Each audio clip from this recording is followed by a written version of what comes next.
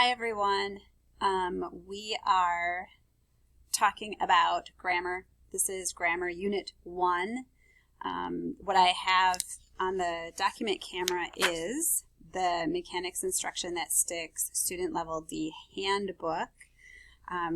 In Google Classroom, there is a grammar topic under the Coursework tab, and in that grammar topic is Grammar Unit 1.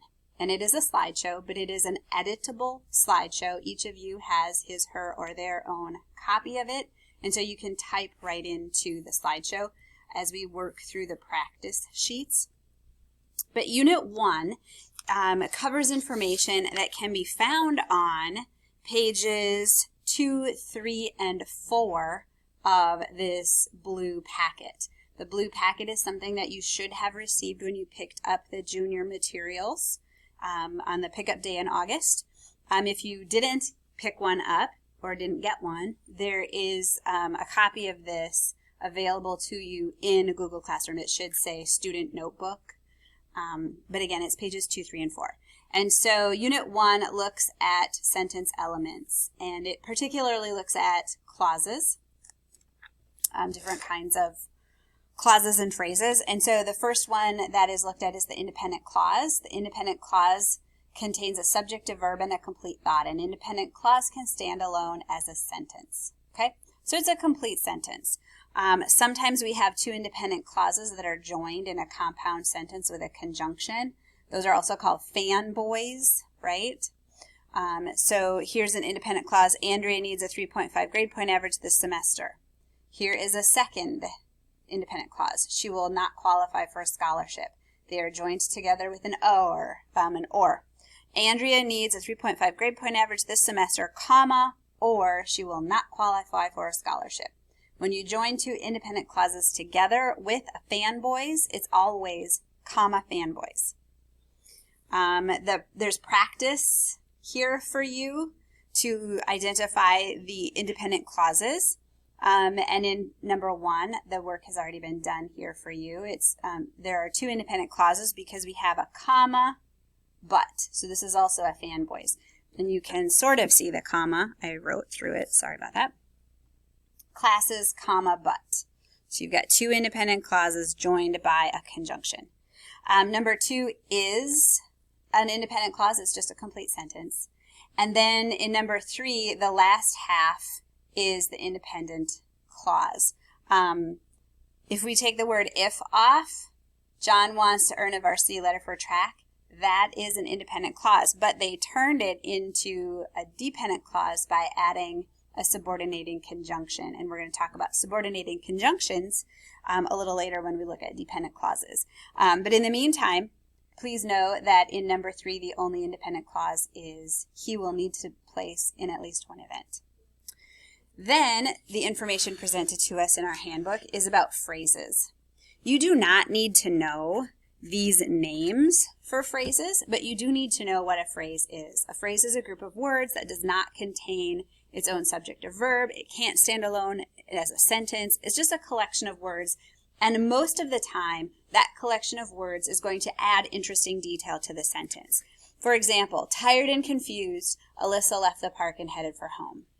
Without that, we just have Alyssa left the park and headed for home. It's okay, but it's meh. It's a meh sentence. But if we say tired and confused, Alyssa left the park and headed for home, now it's an interesting story. Why is she tired and confused? What happened to her there?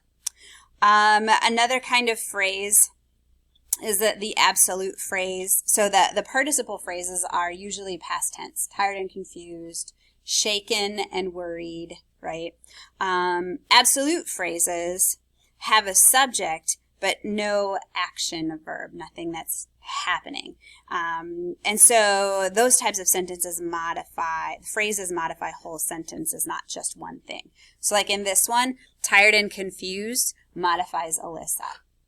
For the absolute phrases, it's modifying the whole sentence. Aaron stared down at the floor. Okay? Doesn't really tell us much, but Aaron stared down at the floor, his hands shaking and his heart racing. It's telling us a little bit more about him staring down at the floor, even though it's about Aaron. And then appositive phrases restate, redefine, or rename a noun. And it's a phrase that should always be placed next to the word that it's modifying. So Mr. London, comma, my government teacher, comma, has a good sense of humor. We could take the phrase out and the sentence makes perfect sense. Mr. London has a good sense of humor. But if we say Mr. London has a good sense of humor, we're not really sure who Mr. London is. And so the appositive phrase is restating who Mr. London is. Mr. London, comma, my government teacher, comma, has a good sense of humor. We could, if we wanted, say my government teacher has a good sense of humor, but if we're not sure who that is, you could say my government teacher, comma, Mr. London, comma, has a good sense of humor. So, you can decide how you want to use appositive phrases. The important thing to remember about appositive phrases, though, is that they have a comma before and after.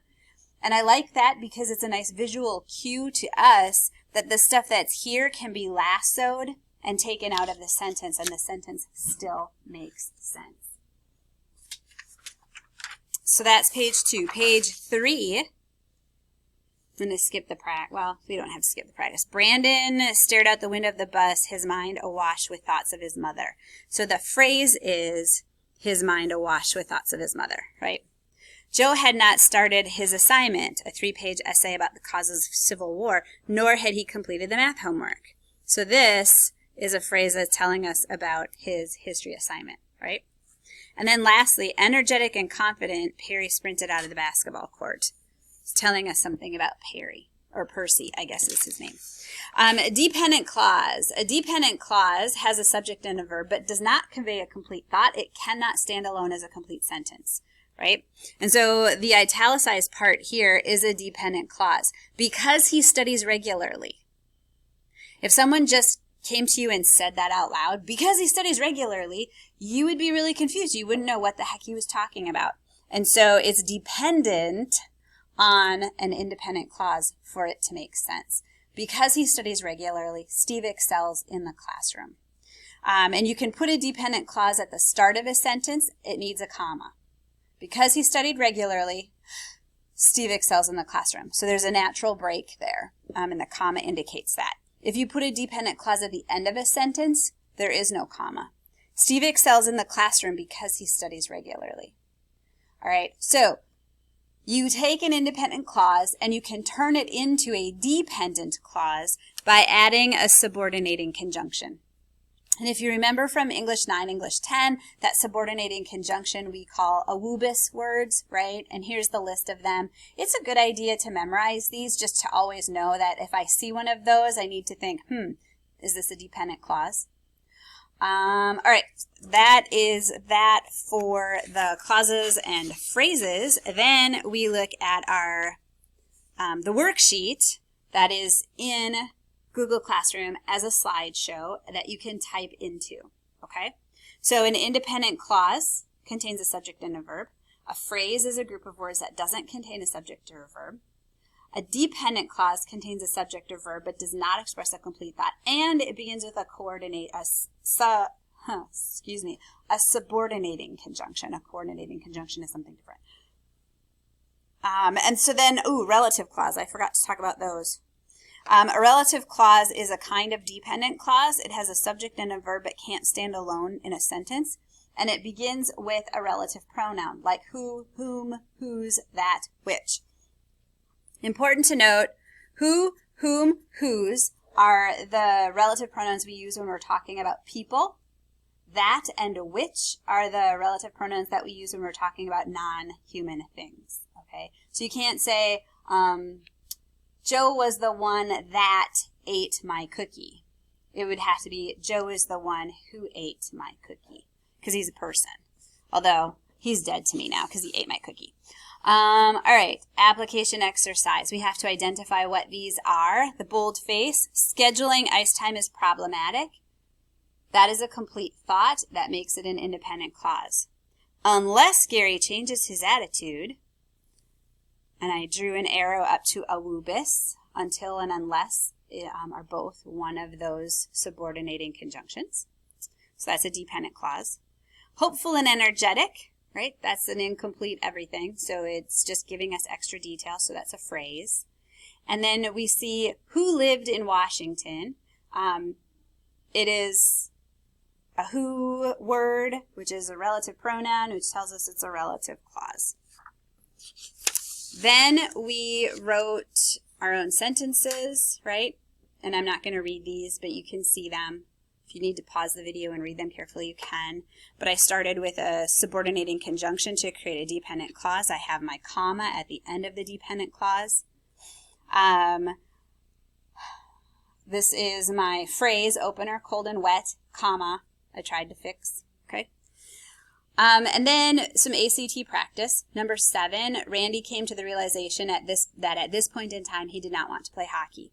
Number 7 is testing your ability to write concisely, I guess is how I'll say it.